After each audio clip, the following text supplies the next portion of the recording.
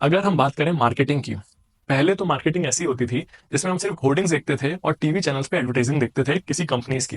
लेकिन अब हम देख रहे हैं कि social media that is Instagram में भी इतनी ज्यादा मार्केटिंग हो रही है। तो जैसे जैसे बिजनेसेस डेवलप हो रहे हैं, वो नए इनोवेशन लेकर आ रहे हैं कि कैसे कंज्यूमर्स तक पहुंच सकते हैं, कैसे कंज्यूमर्स की नीड समझ सकते हैं। तो इसी के लिए आजकल हमने ये भी देखा है कि एक फॉर्म्स होते हैं, सर्वे फॉर्म्स होते हैं जो कंज्यूमर्स को भरने होते हैं, जिसमें कंज्यूमर्स अपनी बेसिकली प्रेफरेंस बताते हैं कि उनको किस टाइप के गुड्स चाहिए, और कंपनीज यही चीज समझ के वैसे गुड्स बनाती हैं जो कंज्यूमर्स की नीड्स हैं। तो इस तरीके से बिजनेस अपने आप को डेवलप कर रहा है, जिसमें वो अपने मार्केटिंग में नए नए वेज लेकर आ रहा है, कैसे एडवर्टाइज करे गुड्स।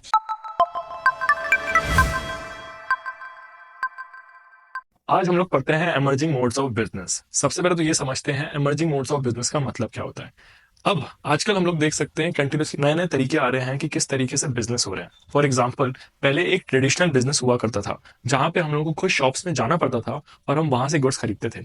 लेकिन अब धीरे धीरे बिजनेस चेंज हो रहा है जहां पे हम लोग अब ऑनलाइन भी शॉपिंग कर सकते हैं, और सेलर्स ने यहाँ पे अपॉर्चुनिटी दी है कि हम लोग अपने घर बैठ के या तो ऑफिस में बैठ के गुड्स ऑर्डर कर सकते हैं और वो हमारे डोर स्टेप तक इजीली डिलीवरी मेथड्स के थ्रू पहुंच सकते हैं। राइट। तो हम लोग ये देख रहे हैं कंटिन्यूसली बिजनेस का जो मोड है वो चेंज होता चले जा रहा है। राइट।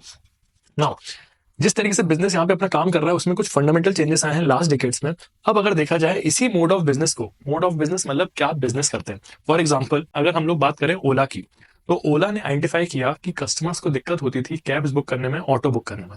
तो उन लोगों ने क्या किया, एक ऐप बनाया जिसमें आप कन्वीनियंटली, इजीली आप यहाँ पे कैब्स बुक कर सकते हो। तो ये बेसिकली एक एमर्जिंग मोड ऑफ बिजनेस है जिसमें आप कंज्यूमर्स की नीड समझ रहे हो और आप उनको ऑफर कर रहे हो वो सर्विसेज जिनकी उनको नीड थी। राइट। और ये क्या है, बेसिकली एक काम करने के नए तरीके हैं। बिजनेस वही है, बस काम करने के तरीके चेंज कर दिए गए। राइट। इसके बाद अगर हम देखें, the fact that these changes are happening here and now, और ये ट्रेंड्स कंटिन्यू रहेंगे। ये अगर हम देखें, जितने भी ट्रेंड्स हैं वो कभी भी बंद नहीं होंगे। फॉर एग्जांपल, अगर ओला ने आइडेंटिफाई किया कि कितनी प्रॉब्लम्स थी जो कंज्यूमर्स फेस कर रहे थे, सेम ऐसे पेटीएम ने भी आइडेंटिफाई किया कि कितनी फैसिलिटीज वो अपने ऐप में दे सकते हैं। ऐसे ही अब हम लोग देख रहे हैं जियो के बारे में कि जियो भी अपने आप को कंटिन्यूसली अपडेट कर रहा है, और कैसे वो देख रहा है कि जियो फाइनेंस एक ऑप्शन ला सकते हैं कि कंज्यूमर्स इजिली यहाँ पे पेटीएम की तरह एक जियो फाइनेंस ऐप यूज करें।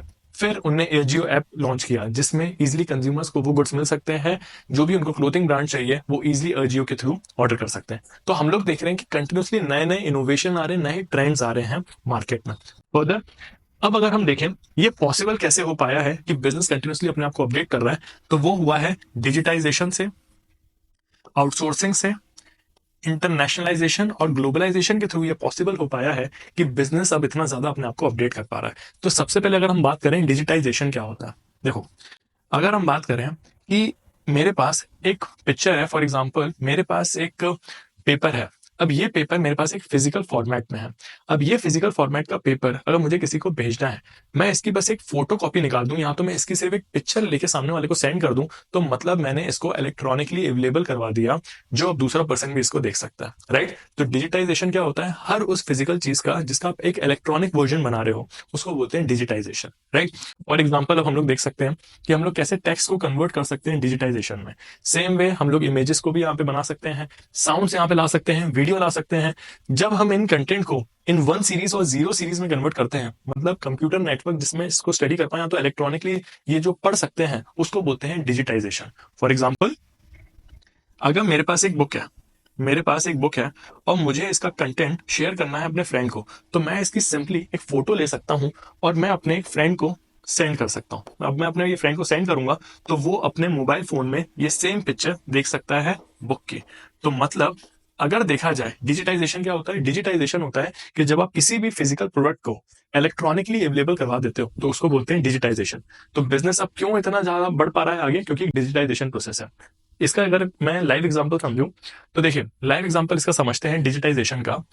जो भी प्रोडक्ट एक सेलर के पास है, प्रोडक्ट क्या करता है, वो सेलर उसकी फोटो खींचता है, एक कैटलॉग बनाता है और वो ऑनलाइन दे देता है। दैट इज कि ऑनलाइन आपके पास अवेलेबल होता है पूरा कैटलॉग देखना कि कितने गुड्स एक सेलर के पास हैं बेचने के लिए। तो ये कैसे पॉसिबल हो पाया, जब उन्होंने उसकी पिक्चर्स निकाली और ये आपको एप्लीकेशन के थ्रू अवेलेबल करवाई। तो इसको बोलते हैं डिजिटाइजेशन। राइट। इसके बाद आउटसोर्सिंग। आउटसोर्सिंग के कारण भी बहुत ज्यादा बिजनेस यहाँ पे डेवलप हो रहे हैं। आउटसोर्सिंग मतलब बहुत सिंपल तरीके से अगर मैं समझे कि आउटसोर्सिंग क्या होता है, फॉर एग्जाम्पल आपके स्कूल का मेन काम होता है एजुकेशन प्रोवाइड करवाना, लेकिन स्कूल ट्रांसपोर्टेशन की भी सर्विसेज देता है, जहां पे वो प्रोवाइड करवाते हैं बसेस और वैन्स ट्रांसपोर्टेशन के लिए बच्चों के लिए। अब अगर स्कूल ये सोचे कि क्यों ना ये वाला ट्रांसपोर्टेशन का काम एक थर्ड पार्टी को दे दिया जाए, और थर्ड पार्टी जिसका खुद का काम है ट्रांसपोर्ट का, वो सारा ट्रांसपोर्टेशन देखे बच्चों का, जहां पे वो स्कूल से लेके घर तक बच्चों को पहुंचाए, तो इसको बोलते हैं आउटसोर्सिंग। जब बिजनेस अपना एक पार्ट जो वो पहले खुद किया करता था, अब वो किसी थर्ड पार्टी को दे दे और थर्ड पार्टी उनके बिहाफ में वो काम कर रही है, तो उसको बोलते हैं आउटसोर्सिंग। एक और एग्जांपल अगर मैं बात करूं एप्पल कंपनी की, एप्पल कंपनी का मेन काम है मैन्युफैक्चर करना मोबाइल फोन्स, राइट। अब एप्पल ने बेसिकली क्या करके रखा है, इंडिया को आउटसोर्स करके रखा है। इंडिया एक उनका आउटसोर्स पार्टनर है, जिसमें जितनी भी कंप्लेंट्स होती हैं कंज्यूमर्स की, वो सब कस्टमर केयर सर्विसेज इंडिया उनको प्रोवाइड करवाता है।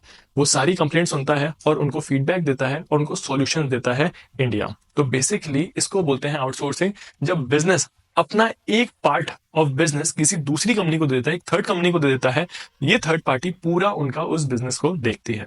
सेम ऐसे कह सकते हैं आजकल ऑफिसेस में भी यही हो रहा है।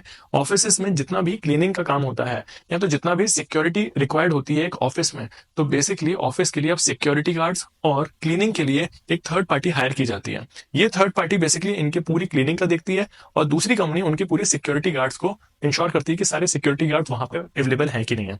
तो इसको बोलते हैं आउटसोर्सिंग, जब बिजनेस अपना एक पार्ट किसी और को दे दे और वो कंपनी उनके बिहाफ में ये सारे काम कर रही है।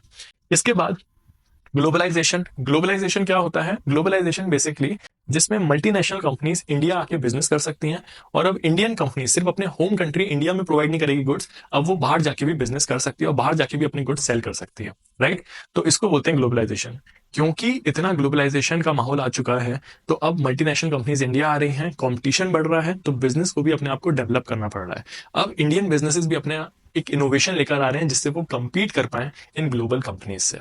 तो इसलिए पॉसिबल हो पाया है कि नए नए मोड्स ऑफ बिजनेस एमर्ज हो रहे हैं, राइट। फर्दर अब हम देखें, newer modes of business are not new businesses. जो नए मोड्स ऑफ बिजनेस हैं वो नए नहीं, ऐसा नहीं है कि कोई नया बिजनेस किया गया, लेकिन बस काम करने का तरीका चेंज किया गया।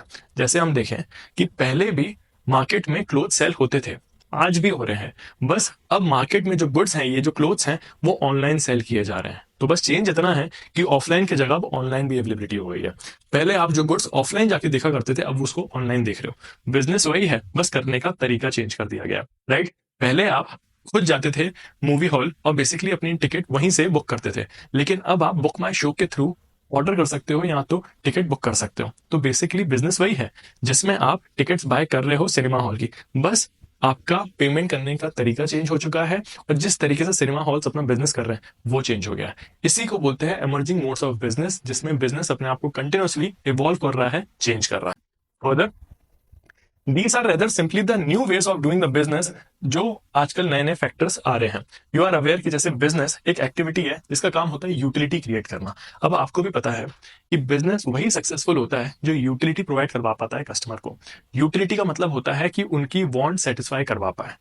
अगर मैं ये पेन यूज कर रहा हूं और मुझे लग रहा है कि इस पेन की मुझे नीड है, तभी मैं ये पेन खरीदता हूं, राइट। तो कंज्यूमर्स वही चीज बाय करते हैं जिससे उनको समझ में आता है कि उनकी यूटिलिटी फुलफिल हो पाई, दैट इज उनकी नीड सेटिस्फाई हो पाई, उन्हीं गुड्स में वो इन्वेस्टमेंट करते हैं।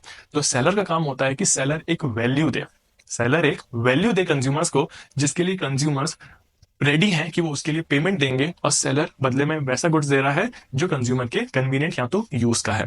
फर्दर अब जो सेलर सेल कर रहे हैं गुड्स, वो हाउस होल्ड को भी कर रहे हैं, इंडस्ट्रियल बायर्स भी हैं उनके, जो गुड्स उनके परचेज कर रहे हैं। फर्दर हम लोग देख सकते हैं, it is an effort to improve the business process, purchase and production, that is business continuously अपने आप को अपडेट कर रहा है, मार्केटिंग में, फाइनेंस में, ह्यूमन रिसोर्स में। और अगर देखा जाए तो ये बेसिकली जो मैनेजर्स हैं कंटिन्यूअसली यहाँ पे इवॉल्व कर रहे हैं अपने आइडियाज, जो यूज कर सकते हैं हम बिजनेसेस में। फॉर एग्जाम्पल अगर हम बात करें मार्केटिंग की, पहले तो मार्केटिंग ऐसी होती थी जिसमें हम सिर्फ होर्डिंग्स देखते थे और टीवी चैनल्स पे एडवर्टाइजिंग देखते थे किसी कंपनीज की, लेकिन अब हम देख रहे हैं कि social media, that is Instagram में भी इतनी ज्यादा मार्केटिंग हो रही है। तो जैसे जैसे बिजनेसेस डेवलप हो रहे हैं, वो नए इनोवेशन लेकर आ रहे हैं कि कैसे कंज्यूमर्स तक पहुंच सकते हैं, कैसे कंज्यूमर्स की नीड समझ सकते हैं। तो इसी के लिए आजकल हमने ये भी देखा है कि एक फॉर्म्स होते हैं, सर्वे फॉर्म्स होते हैं जो कंज्यूमर्स को भरने होते हैं, जिसमें कंज्यूमर्स अपनी बेसिकली प्रेफरेंस बताते हैं कि उनको किस टाइप के गुड्स चाहिए, और कंपनीज यही चीज समझ के वैसे गुड्स बनाती हैं जो कंज्यूमर्स की नीड्स हैं। तो इस तरीके से बिजनेस अपने आप को डेवलप कर रहा है, जिसमें वो अपने मार्केटिंग में नए नए वेज लेकर आ रहा है, कैसे एडवर्टाइज करे गुड्स। इसके बाद फाइनेंस देख रहा है कि कहां से फाइनेंस ला सकता है। ह्यूमन रिसोर्स टीम बेसिकली देखा जा रहा है कि कहां से ये लोग हायरिंग कर सकते हैं, और सबसे अच्छे एम्प्लॉयज इनको कहां से मिल सकते हैं।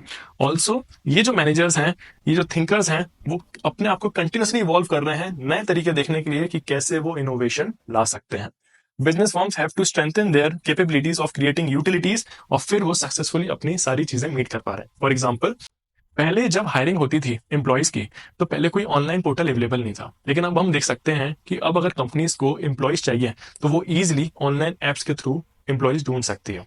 इवन अगर आपको भी कोई अगर चीज की रिक्वायरमेंट है तो पहले मार्केट में जाके वो चीजें देखनी पड़ती थी, लेकिन अब हम उसका ऑनलाइन रेट देख सकते हैं। तो ये कैसे पॉसिबल है? जब बिजनेस अपने आप को इवॉल्व कर रहा है, जब इतना कम्युनिकेशन या तो इतनी टेक्नोलॉजी इवॉल्व हो पाई है, राइट। फर्दर, दी कॉम्पिटेटिव प्रेशर है जिसके कारण बिजनेस को अपने आप को डेवलप करना पड़ रहा है। इसके बाद कंज्यूमर की डिमांड्स जो चेंज हो रही है, बेटर क्वालिटी के लिए, लोअर प्राइसेस के लिए, स्पीडियर डिलीवरी के लिए, और बेटर कस्टमर केयर। अब इन सब चीजों को मेंटेन करने के लिए बिजनेस अपने आप को इवॉल्व कर रहा है। फॉर एग्जाम्पल, Amazon अब सर्विसेज देता है कि या तो आप स्टैंडर्ड डिलीवरी एक हफ्ते की ले लीजिए कि एक हफ्ते के बाद आपको गुड्स आ जाएंगे, या तो आप कर सकते हैं कि आपको 3 दिन के अंदर गुड्स मिल जाए। तो बेसिकली अब जो सेलर्स हैं वो भी फोकस कर रहे हैं कि कैसे स्पीडी डिलीवरी दे सकते हैं अपने कंज्यूमर्स को, राइट। इस तरीके से बिजनेस अपने आप को डेवलप कर रहा है। फर्दर, अगर कुछ इनोवेशन लेकर आना है तो इनोवेशन लेकर आ रहा है बिजनेस कि किस तरीके से कंज्यूमर्स की नीड सेटिस्फाई करे। फर्दर, अगर हम देखें कि जैसे जैसे डिमांड यहाँ पे कंज्यूमर की चेंज हो रही है, तो बेटर क्वालिटी उनको चाहिए। अब कंज्यूमर्स को गुड्स भी अच्छे चाहिए और कम प्राइसेस में भी चाहिए। पहले हम देखते थे कि जो कार्स हैं, सिर्फ हाई एंड कार्स में, लग्जरी कार्स में सनरूफ अवेलेबल होता था, लेकिन अब अगर आप देखेंगे तो कंटिन्यूसली अब मिड साइज कार्स या तो मिड वैल्यू कार्स में भी अब ये अवेलेबल हो रहा है।